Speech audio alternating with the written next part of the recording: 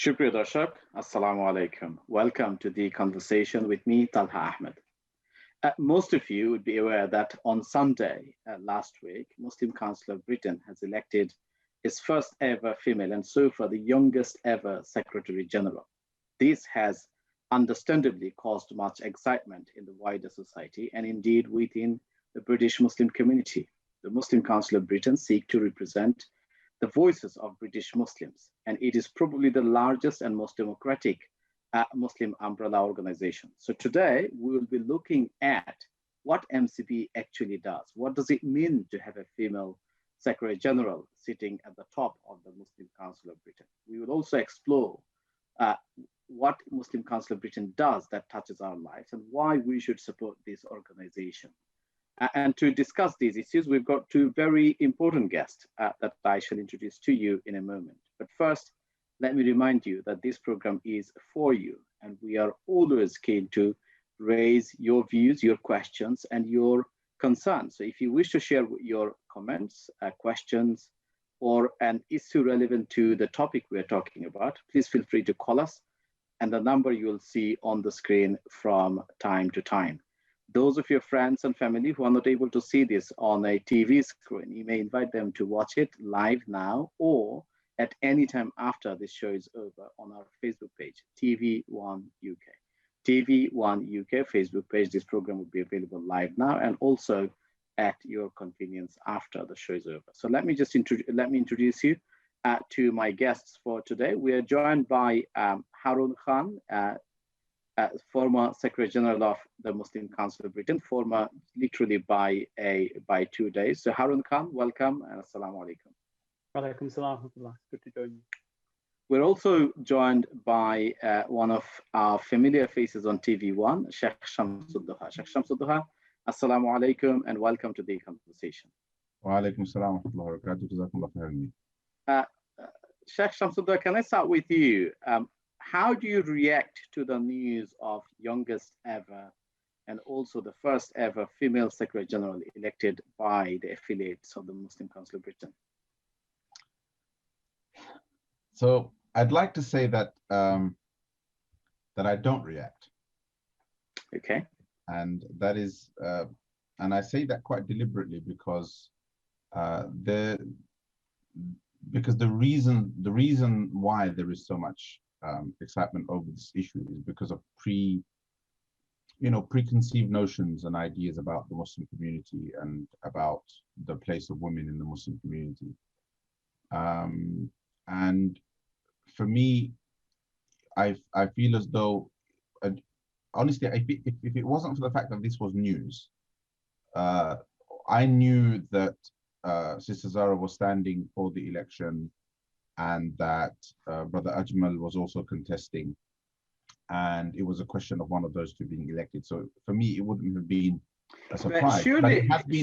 But it has been the media reaction. I watched Sister Zahra's interview on the BBC, and the media reaction to it and the way questions are framed is probably what we should be discussing. Why should there be such a big election? It's not an issue for me. Yeah, I mean, we will come to that in a moment, but surely if you are trying to hint at the fact that often, at least some section of the media portrays Muslim organization as not welcoming of women or women aren't able to occupy senior position. Here we have a woman, young woman, who has beaten one of the probably very familiar, influential Muslim men in an organization that's still largely subscribed by mostly traditional community religious organization. So you must feel a sense of conferment, if I could put it that way. If you want to put it that way, I suppose, yes, it does demonstrate that we don't have a problem with, as a diverse group of people. The Muslim community isn't monolithic in the UK or anywhere in the West for that matter. And it shouldn't be a surprise that a Muslim community that is so diversely represented, despite all of the Sharia questions around women's leadership and so on. I don't see why it's such a big surprise that women leaders would be appointed. There have been more women leaders in Muslim countries than there have been in Western countries. Thank you.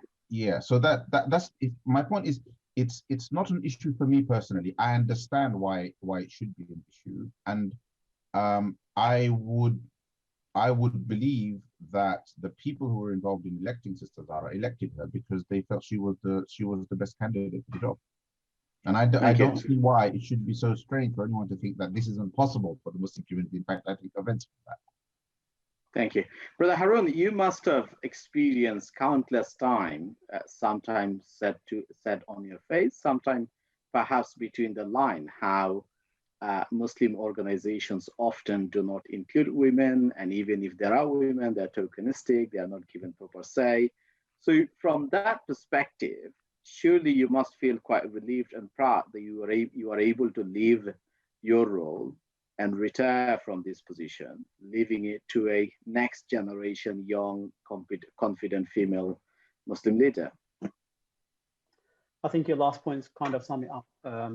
Definitely huge congratulations to Zara, who was successful in winning the election. She's young, she's obviously a woman, and quite competent. She presented herself quite effectively so that the voters could invest in her to run this very big umbrella organization, which in itself is quite a national institution. In terms of our Muslim communities across the country generally, and the perception, as Sheikh Shams is saying, unfortunately, there is a perception that there are certain barriers in some aspects of our community for females and women. But there are a lot of historical and cultural reasons why that's the case, because you wouldn't find that in some of the Muslim communities. You wouldn't find it. So, I've been in the role of Secretary General for 4.5 years at MCB. I traveled around the country. I visited many different mosques of different ethnicities. And I've seen different behaviors from different communities where women play in some mosques and in some communities, that women play a very fundamental role in those communities and in those institutions. And I would say, just from my perception, predominantly, I would say it's more restricted within the Indian subcontinent community. But herein lies the surprise, though, isn't it? Because your affiliate-based are still very much dominated by South Asian, mostly traditional conservative Muslim organization. And yet they have opted not just for a woman, but for a woman against an imam who is very eloquent and very well known. Surely that must tell you something about how these organizations approaches the question of women and leadership. Yeah, I think they're intelligent people. They've a lot of them are here, and you're right. I think proportionately, MCB representing those 500 mosques, organizations, and institutions. It's worth bearing in mind. In the last 4 years, 15 new organizations have joined MCB, and so obviously that's brought about some change. But also, people are moving forwards in that sense with access to mosques and understanding the role that our younger community can play, and that's men and women. So, young people need to be given the space to develop. They need to progress for the future, inshallah. And that was part of my plan when I came into office, that one of the things that I focused on specifically was about younger people, and also creating opportunities for women to play a bigger role. So we had a big project running for the last couple of years about developing women in mosques program. So that was really about creating a conversation and at the same time developing those opportunities, because we know women play a role, children go to the mosques, and a lot of mosques up and down the country had restrictions or lack of space. So there was a lot of noise outside in general, where some people took a very different approach, a very confrontational approach, that women have to come in the mosque and you need to open the doors, or women are praying on the streets. And MCB took a much more nuanced approach around starting a program of education, so that people understand the basics of women in society and the major role that they played during the time of Prophet ﷺ, where he didn't restrict women coming to the mosque. So we started with a very strong baseline to develop that program. And I think the election of Zara and her being successful stands as a strong testament to this, that the members within MCB have recognized that we have really moved forward, and inshallah, it's for a good thing. Thank you. Shamsuddoha, ultimately what matters is the competence and how Muslim Council of Britain live up to its promise that it seeks to enable the British Muslim community to play a fuller part, to act for the common good of everyone. So in that spirit, perhaps it's too soon to judge Sister Zahra and her competence in that role, but how do you see MCB, how effective in your view you see MCB has been so far? I mean, it's been there for almost 24 years now, or 23 years, just over 23 years. How do you see MCB in terms of its stated commitment to act as an enabler for the British Muslim community? If you don't mind, I mean, I just take a step back for a second. Go ahead. I really feel that that whatever the perception from the outside is of the Muslim community with regards to women's participation in masajid, etc., but the Harun is right. There's a lot of noise from outside, and I'm not saying we don't have issues internally, and indeed the question of space in masajid for women is probably the most pertinent issue. But the question of women participating in masjid committees and so on and so forth, I've been involved in plenty of masajid to be able to say we haven't exactly had a situation where our sisters in the community have been knocking the doors down of management members to become committee members of masajid. That's not been an issue. It is a very contextual issue, and I think people need to understand that. Notwithstanding, some masajid and communities where, and I've been vocal about this, communities where it's true, women struggle to get space in the masjid even when they need it. But for the most part, I think that there's a lot of convolution. There's a difference between people's attitudes towards women's leadership. That is one issue, and the space of the women having space in the masjid is another issue. Our masajids to this day are mostly run by, we're speaking to the Bangladeshi community here. Most Bangladeshi masajid are still run by Bangladeshi elders, many of whom back home would have voted one of the two Bangladeshi parties, right? Led both of which, and probably spend significant amount of their time now even. That this assumption that somehow there is some sort of ideological resistance deeply embedded within the Muslim community against a woman leading an institution, I think is somewhat misplaced, and there's a lot of convolution. It's also very unfair. Well, I think we agree with that. My final point, I really want to say this. I think it's also a bit unfair on Sister Zahra for people to constantly focus on this issue. I would like to say that that I believe she was voted not because she's a female. She wasn't positively discriminated for because she's female. She was voted because on the basis of the manifesto that she presented and the potential that people see in her, and the two very, very competent individuals were there. The people voting decided that she was the candidate that was most suited to what they understood to be the future of the MCB. Now, coming back to your question, if you don't mind, I would rather that Harun Bhai first gave us. I haven't been involved with MCB's work. I have a perception, and my perception may be. Yeah, so let's hear your perception. I'll go to Harun in a minute. I would like my perception. It would be unfair. So for the sake of. Okay, let's come back to you in a moment. I would like to hear from Harun Bhai. Okay, let's come back to you in a minute. MCB first. Let's come to you in a minute. But Harun, you've been involved with the Muslim Council of Britain from the start. If I recall correctly, you you were involved with the organizing of the first launch, I think, in Brand Town Hall. And essentially, you have grown from being a volunteer to become the Secretary General. And at your time, I think you were the youngest ever elected Secretary General until Zahra now take over. So what would you say, if I was to ask you to summarize the main offering of MCB, things that you're really proud of, both during your time, but also previously in terms of what MCB has achieved? What would you say are three things that are MCB's achievements and that really are true to its stated vision of enabling and speaking for an empowering Muslim community? Yeah, no, thanks. And I respect Sheikh Shamsi's response as well, and rightly so, because there are still, there are over 3 million Muslims in the United Kingdom. And there are many, many organizations up and down the country. And we wouldn't expect every single person to know the ins and outs of every single institution and organization. They may have heard of some organizations, they may not have heard of them. You could be a celebrity on television and they know you or they don't. Some people, if they're not watching television, they wouldn't know. Yeah.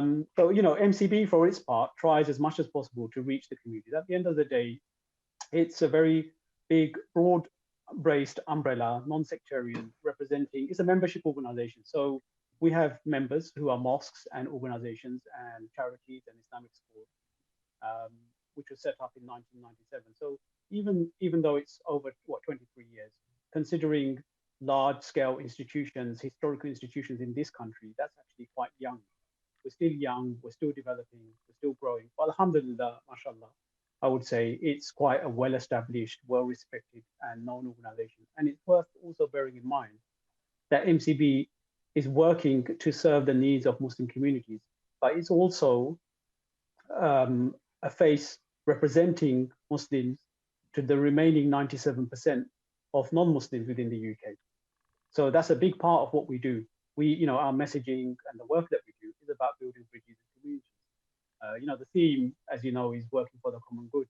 And then there are aims and objectives around working around consensus, not duplicating work that other organizations are doing. So, the organization that over time has evolved is very much in the media, because the media are always looking for a Muslim representative, so to speak. And MCB never claims to speak for all Muslims, but because we represent so many organizations, by default, we end up becoming the representative. So here's the point. I mean, it's probably fair to say that while MCB is not the only representative organization, but it is probably most diverse in terms of its affiliate base and membership. And the fact is, for a vast section of media and the civil society, MCB is often the go-to body when they want to engage with or get a view that reflects or engages the Muslim community. So from that perspective, how effective do you think MCB has been in reaching out to the community and reassuring that it is there to speak for them? Yeah, I mean, even if you just look at, if anyone's been following the media over the last couple of days, there's been huge interest in the election of the Muslim Council of Britain's Secretary General. So Zara's got appointed, and it's right. It's something quite attractive. The media pick and choose what they want to present. So as from the beginning of the show, as Sheikh Shams was saying, there's a perception out there that women don't have a space at the top. But reality is, it's not just in Muslims. We know for a fact that within this country, within big business, within FTSE 100 companies, there's a huge gender issue. So it's not just a Muslim problem. And it shouldn't be. I think this is just a generic male-female issue, which needs to be addressed in terms of equality. But that wasn't why he was elected. For that exact reason, what Sheikh Shams said. She's worked with me for the last 2.5 years as an Assistant Secretary General. I've seen how good she is, what she does.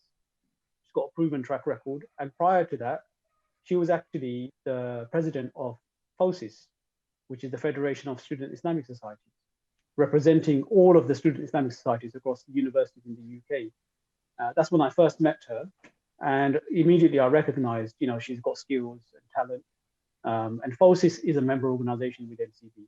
So she played a small part in the first 2 years. In the second 2 years, she played quite a critical role in MCB. And she really proved herself and, had my confidence, inshallah, that she's going to be somebody who will do well. And she proved that to her audience. So the people who are voting, she's presented herself, presented her manifesto, and she's done a really good job to get there. So alhamdulillah, I think, and in terms of MCB, your original question, very much so as a representative body, there are lots of stats. I think there have been peaks and troughs. So there have been low moments within the organization in terms of, not being seen as much or heard as much.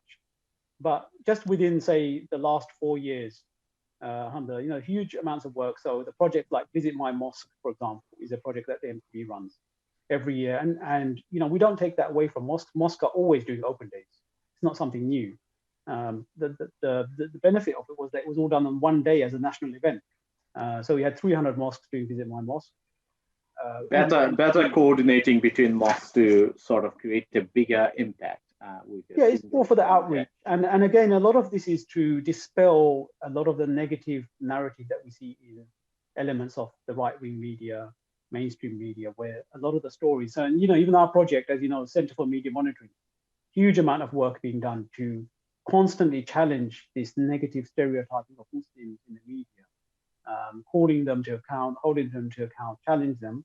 But at the same time, we're not just a complaint organization. We're actually building relationships with them, with the editors, building dialogue. I'll come to the more proactive work that you do in a moment. I'm mindful that we need to take a break, but before that, I want to go back to Sheikh Shamsuddin. Sheikh Shamsuddin, you've heard quite a bit, and also you are no stranger to MCB. I certainly know that you have had some involvement in the past. One of your organizations that you were involved with also been an affiliate.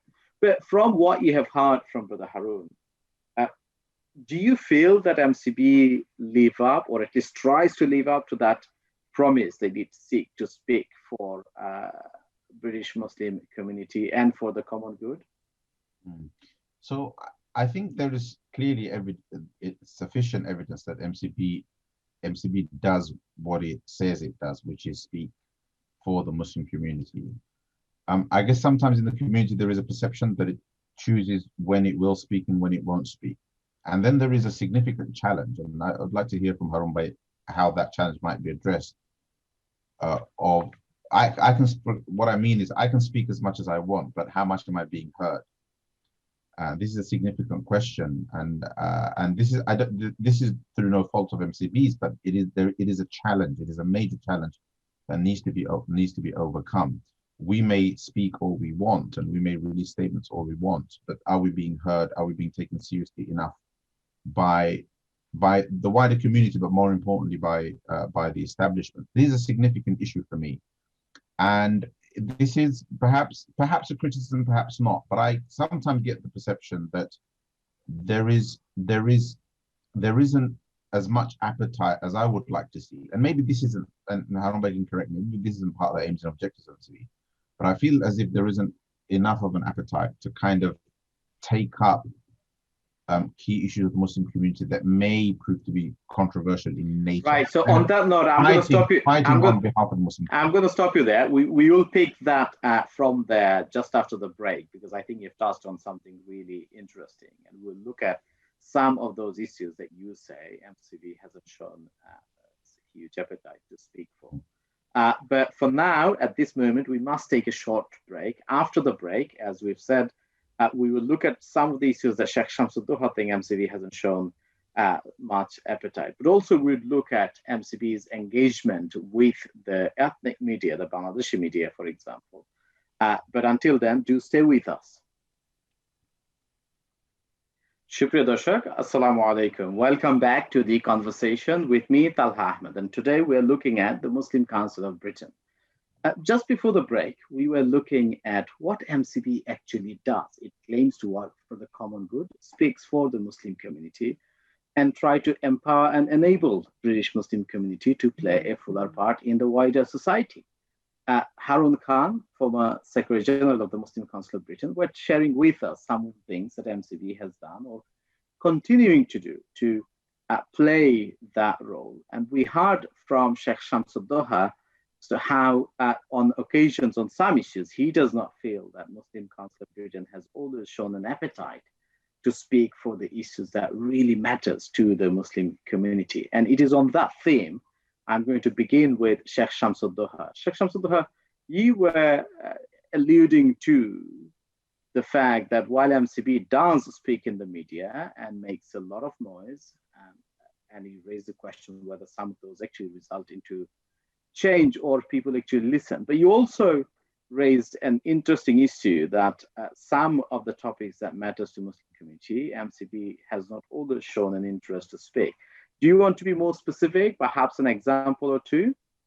Well, I mean, I can only give examples of things that I've been involved with. Go ahead. So, and I just feel that there are issues out there in the community that equally impact all of MCB's affiliates and also impact the whole of the Muslim community that perhaps, and I will acknowledge that extremely controversial and difficult to navigate, but perhaps MCB or the likes of MCB should have shown a greater interest in. And I feel as though the community has been left to fend for itself on these types of issues. And one such issue that I've been involved in, at least locally in Tower Hamlets, has been this issue of relationships and sex education, and dealing with you know, the establishment in terms of how the new legislation around relationships and sex education affects the Muslim community. I felt as though at the local level, communities were kind of left to fend for themselves, and it's a struggle. We are struggling with this issue, and I had hoped that there would be some more input from umbrella type organizations such as right. Okay, so before we move on to another topic, let's go back to Harun Khan. I know, Harun, that this has been an issue that has caused significant interest across Muslim community, and I know that MCB has discussed this issue. Do you want to address what Brother Shamsul Duha has said in terms of how he feels MCB hasn't quite really engaged with the community or supported the community on this issue? So look, this is it's probably going to end up being a very long answer, but I need to give some context. But let me say from the outset, at the beginning, that we did get involved and we did speak to people and we consulted on this particular topic, and I'll come back to that. I think the bigger issue and the bigger picture is the whole question around, as a community, that we are all mostly seen to be reactionary. So MCB as an organization is a voluntary organization. You know, we're not hugely funded. So even the office bearers role, my role, everybody's a volunteer. We have a small team of staff, which has grown over the last few years, alhamdulillah, and it's growing, but the demands are great.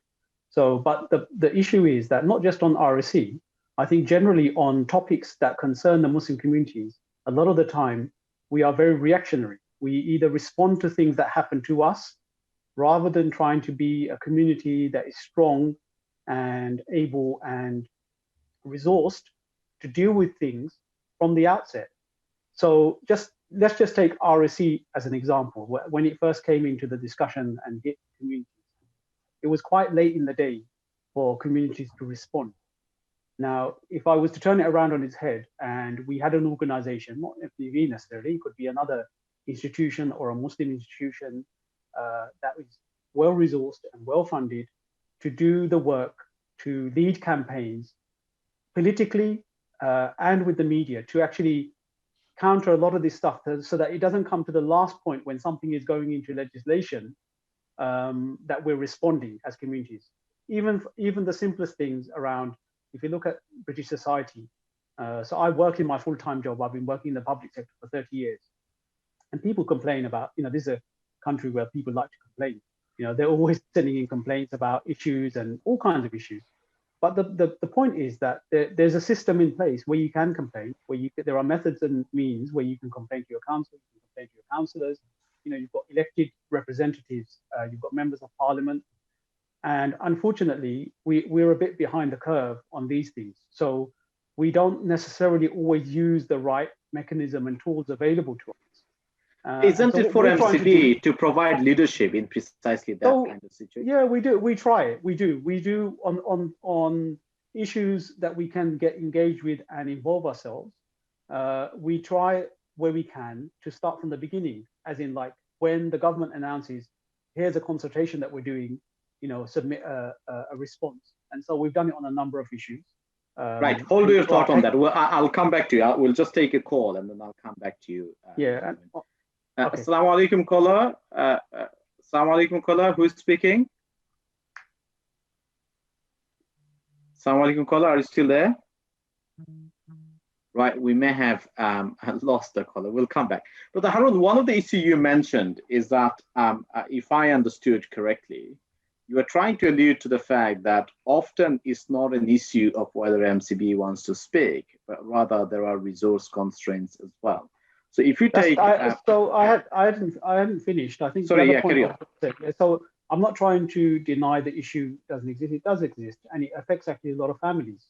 And so on the particular case of RSC, the other thing we have to look at from our organizational perspective is whether we have the skills and the expertise to take up an issue, which is another issue for us. So lots of things come to us. So, the issue around Kashmir was a big issue for a lot of Muslims, the occupation forces there. And we didn't respond initially because really within the MCB family, there wasn't anyone skilled or expert enough to really go up and take the issue up.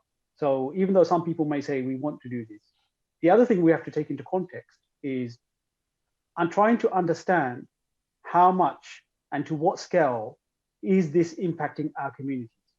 So we don't always get it straight away. It takes a bit of time to grasp this. So the things we do know about statistically that impact Islamophobia, 100%, we know. We know, for example, counterterrorism legislation is having an impact on our communities. We know that there are social deprivation issues in our community. Certain areas we can go into, we're well informed and then argue the case. I think with RSC, just like everybody else, we were quite a bit behind because actually nobody really saw it and it wasn't really managed in the right way. But we did try our best to resource. We spoke to people, we engaged with people, and we took a position that we need to take a really clear, informed position on how we address this. Right, Sheikh Shamsul Duha, one of the issues that RSC throws is that,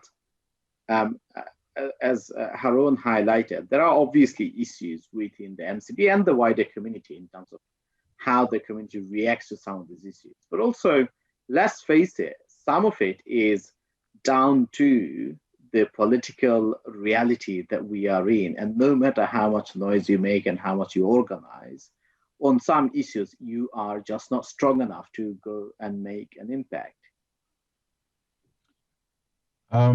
But that is not a justification for not taking sufficient action. I think you would rather try and fail than not try, and try your best and fail and not try. And I think probably we need to pick up on this issue of, I completely empathize with this problem of organizations being under-resourced and stretched, right, in terms of their capacity. But I have said this actually once to MCB before in a meeting. I would have thought that if there was an organization in the community that was able to pull those resources when needed, it would be the MCB because of its wide affiliate base and its influence historically. And I would have to say, overall, it's success because within the Muslim community, it is celebrated. We look upon the MCB for leadership. We look upon the MCB positively. No organization is perfect. So I'd like to also perhaps follow up and get some insight on this issue of why is resourcing so difficult for an organization such as MCB? I'd like to understand that. I can answer that question, for example, in the context of education, because I have long suffered for 15, 16 years, when it comes to the whole issue of funding education establishments and finding funding for them. But for MCB, my perception is, or assumption is, that it shouldn't be an issue, and we should be able to look upon MCB to draw upon the community to fund particularly specific emergency type of projects, because those contacts are there and those contacts are embedded, perhaps funders and so on. Why is it so difficult? And I think perhaps if there is a massive problem there, then that will explain a number of issues. Right. Okay. I mean, I didn't quite want to go down that, but since we are there, might as well explore it. But Harun, one of the strongest achievements for many years for MCB was that from its inception, it played a huge role with then Labour government and successive governments in terms of articulating a positive case for greater intervention and investment to improve educational standards. A lot of it to do with Muslim students. And years ago, MCB has done an enormous amount of work to encourage parents and others to get involved and really make their voices heard. So given that history, given that strong track record, how do you explain not being able to tap into the community and secure that resource that you need to respond to something like RSE? Look, I think in terms of resourcing and funding, one of the biggest problems we have, not just for MCB, I think even Sheikh Shams probably encountered it, is we're kind of, our communities are, unfortunately or fortunately, I don't know, they've been trained in a certain way to respond to the need. And so mosque, humanitarian needs, that kind of things appeals, but there's a very clear, tangible benefit. You know, if you build a mosque, donate for the mosque, you'll get a house in Jannah. Help the needy, help the orphan. These are very clear scriptural benefits and rewards. The difference is education probably comes next, I think, in terms of what Sheikh Shams is saying. It's a bit clearer, but still not as powerful to the average donor. MCB is completely different. You know, there's a huge amount of work we're doing, but it's very hard to present a tangible benefit to understand. And then it's all mired up in politics as well. So it takes a lot of convincing and time and education for people to understand. I would say, alhamdulillah, that's changing. The perception is changing. And, you know, there's new generations of Muslims here who understand, who follow the story and see the big picture. So things are improving as we go along, specifically. And then you have the complexity of some of the other points that were alluded in some of the discussions about engaging with government. Talha, you yourself mentioned Labour in the previous days. And the reason I'm responding is because I've seen some of these comments on social media. So some people still have a perception that MCB is funded by government, ironically. It has never been. Here we are saying that MCB doesn't have enough money to do the work, and then other people are constantly still going on saying MCB is a government-funded body. So which one is it? Then there's some people who say MCB is always, you know, they're only doing this to get a seat at the government table. But then we're also being asked, why can't you do more to improve the situation for Muslims by talking to the government?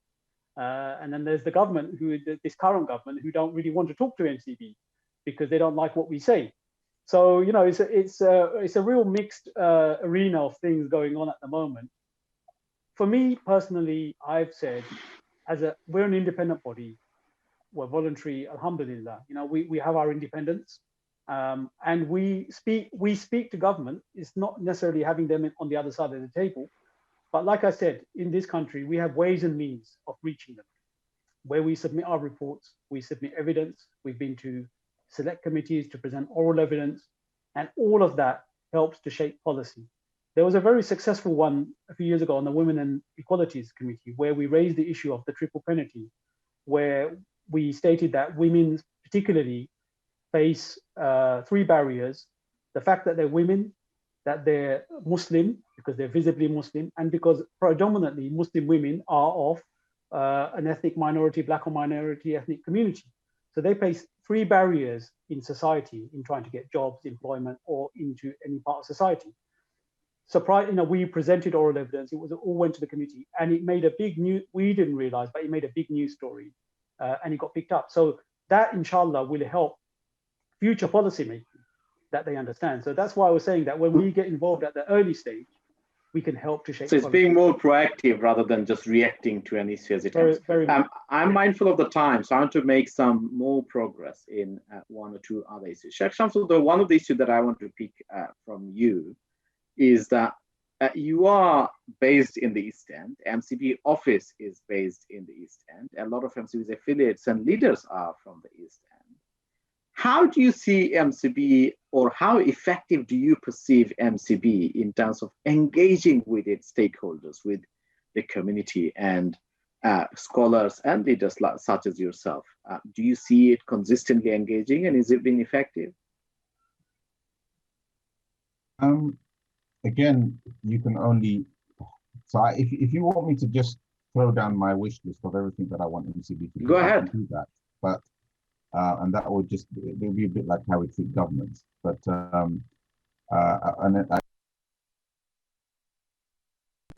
in terms of our aims and objectives. But I would, if you were to permit me to moan, then I would say that it isn't sufficient in the sense that as an umbrella body. First of all, as an umbrella body, I honestly believe that MCB probably is the foremost umbrella body in the Muslim community. It is the largest, which is why it gets picked up in the media and so on. Even though the current government doesn't want to, and I know this very well, right? The Conservative government is not interested in engaging the MCB, right? It has other parties that it wants to engage with, that it prefers to engage with, and it doesn't want to engage with the MCB. MCB is sort of out of favor, and MCB has to, and has done quite successfully, had to wrestle its way kind of back into at least be in a position where at least there is some partial attention being paid to them. However, if we now look internally and inwards towards the Muslim community, I feel there should be, and I'd be interested in understanding why there isn't. There should be more progress in terms of more affiliates. Number one. Number two, in terms of activating those affiliates, right? I remember once having a conversation where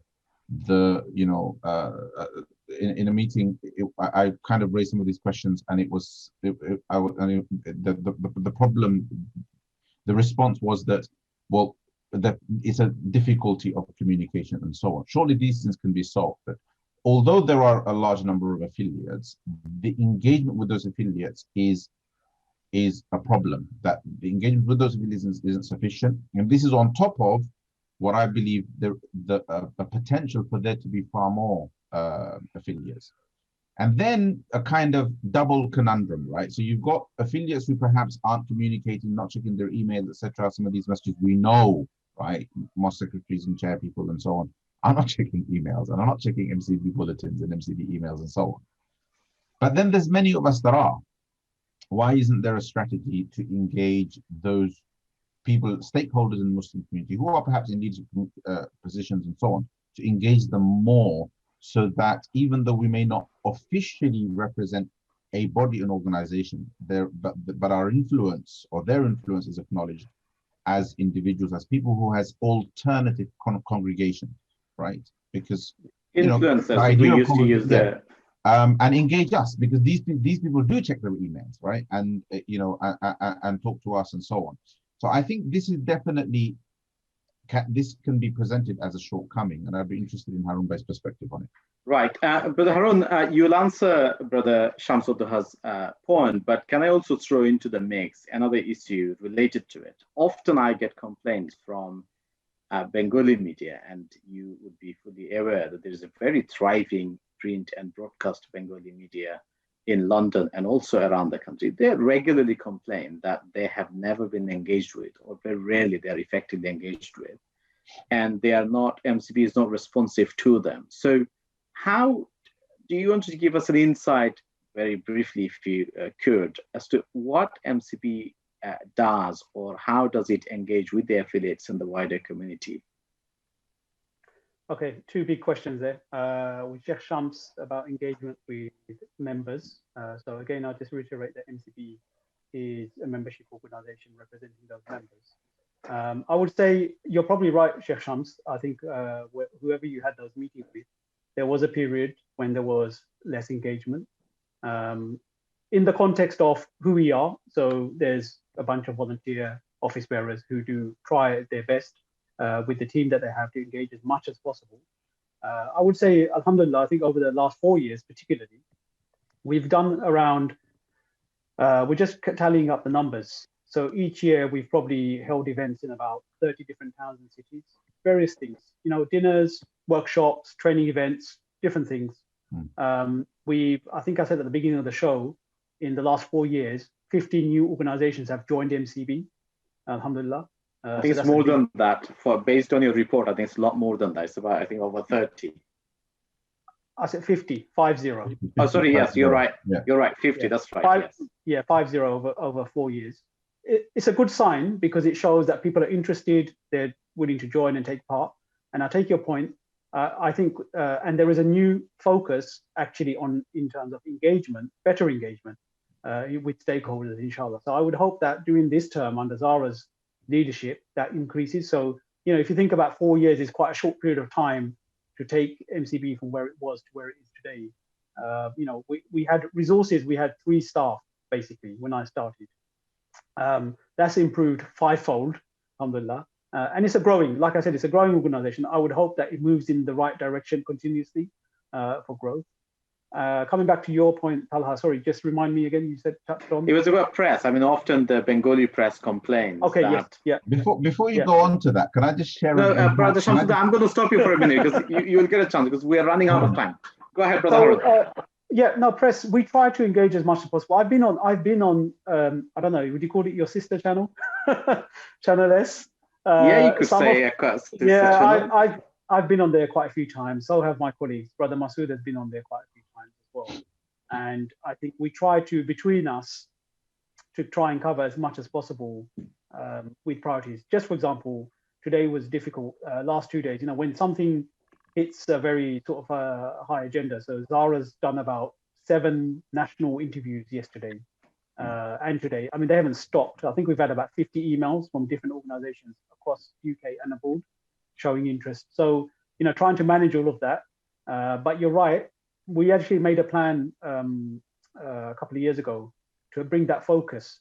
And I would say on one thing, on the funding, on the engagement, on responding to concerns within the community, all of that has to be underpinned with evidence, as in, where are the needs? Yeah. So for example, there's a huge community of ethnic media here, and there's a lot of people watching this, and they don't really know about MCB. What are we doing about this? Yeah. So we might be going on to mainstream media and English channels, but actually people are not necessarily there. So we have to find a balance, trying to address that as much as possible. And one final point on priorities. We did a document before the 2019 election. So before every general election, we produce a document which we send to prospective candidates around the country and to the leaders, listing out what are our priorities that we want them to focus on. And there's a document online, Sheikh Shams. If you search for it under the MCB 2019 election document, you'll see the priorities. And that's based on survey data. So that's where we've gone to all of our members and asked them, what are your concerns? What do you think should be the priority for parliamentarians and government to focus on? Top of my head, I haven't looked at it recently. Probably Islamophobia is number 1 at the top, and education is there in the top 10, as well as foreign affairs. Even though we're a Muslim British organization, it's there as a concern, particular country. So, Brother Harun, I'm going to stop you for a minute because I'm running out of time. Shamsuddin, very briefly, you wanted to say something, if you could, very briefly. And then no, I was just going to do so. This wasn't going to help Harun Bhai, but just by way of comparison for our viewers, I was going to say that just reflecting on this point about Harun Bhai coming in and there being only 3 members of staff, Stonewall Equality, which, as you know, is the LGBT lobby organization, if you want to call it that, their annual expenditure was somewhere in the region of 9 million. They have 150 staff. 150 staff. MCB barely has 15. Yeah, and 5 members of staff are have to be declared to the Charity Commission because they're on 65k plus salaries, basically. I just wanted to our community and our viewers to just reflect on that comparison for a moment. And if I could just add to you, MCB does not have anyone who gets anything near 65k salary. Yeah, am I correct, Brother Harun? And just to say that some of this work isn't sustainable on a volunteer basis. We can't expect really substantial results, and this is why I've always, I understand. Everybody has their gripes, and we moan to each other and so on. But we really, as a community, need to get our act together in terms of funding strategic needs. I just wanted to throw that in. Thank you, Brother Harun. Last one from you. What I want you to very briefly say is, if people want to find out about the work MCB does, or how they can support, what would be the best way for them to find out? Well, the first place is the website, mcb.org.uk. There's lots of information. It's not easy, I think, unless you're looking for something specific, it's not often. But I would say spend a few minutes browsing through the website. It's quite nicely laid out. There's lots of information. There's lots of reports if you've got a particular interest area. I mean, you can even do a Google search. The biggest, our biggest footprint is actually on Twitter, funny enough. So the MCB Twitter has around 56,000 followers. more than Facebook. And so we do post on both, and Instagram is growing. We were a bit behind on that one, but the Twitter feed is very active, lots of engagement. Just again, just to example the stats, I think from yesterday's impact on the news around the SG elections hit around 800,000 impressions. So it's very big. And similarly, as not surprisingly, when we respond in the media on terrorism issues and or attacks or Islamophobic big national, like the Finsbury Park mosque attack, those instances, there's a big spike in figures. But a good place to go is the MCB website. And also, and could people, if they go to the website, would they be able to find whether and how they might want to support, if they wish to support? Yeah, it's all there. It's all well laid out. We've got someone focused on that specific area now. And actually, there'll be we done, mashallah, I have to say, even on, and I think one thing we haven't touched on at all today, surprisingly, because I got focused on your questions, is the immense amount of work that we've done in response to the pandemic and coronavirus. Yes, I had a couple of questions on that, but I think, I know you're going to run out of time, so all I would say I am already out of time. Yes. So just go to the website mcb.org.uk/coronavirus. There's so much, webinars, training, guidance that MCB pulled together as a response to the pandemic. It was an immense amount of work working with some of our partners. Thank you. Thank you to Harun and Shamsuddoha, both of you, for your wonderful time.